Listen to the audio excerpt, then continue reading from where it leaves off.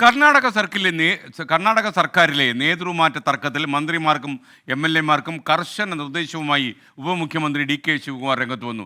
പരസ്യ പ്രസ്താവനകൾ പാടില്ലെന്നും ലംഘിച്ചാൽ കർശന നടപടിയുണ്ടാകുമെന്നും DK ശിവകുമാറിന് മുന്നറിയിപ്പ്.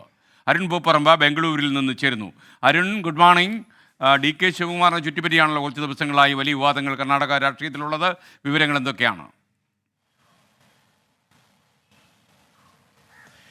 SKN good morning. കർണാടക കോൺഗ്രസിലെ പ്രതിസന്ധിയിൽ ഹൈക്കമാൻഡ് ഇടപെട്ടു എന്നതാണ് നമ്മൾ മനസ്സിലാക്കേണ്ടത്.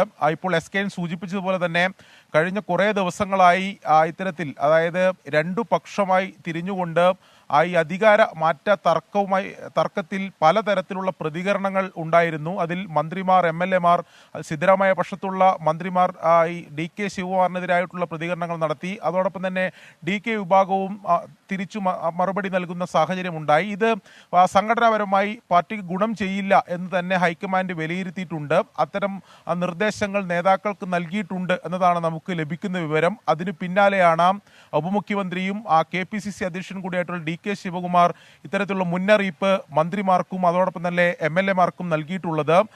ഈ വിഷയത്തിൽ ഇനി പരസ്യ പ്രതികരണങ്ങൾ പാടില്ല. അത്തരം പരസ്യ പ്രതികരണങ്ങളിലേക്ക് പോയാൽ കർശനമായിട്ടുള്ള സംഘടനാ നടപടി സ്വീകരിക്കുമെന്നതാണ് DK ശിവകുമാർ മുന്നറിയിപ്പ് നൽകിയിട്ടുള്ളത്. ഇത്തരം കാര്യങ്ങളിൽ അന്തിമ തീരുമാനമെടുക്കേണ്ടത് ഹൈക്കമാൻഡാണ്.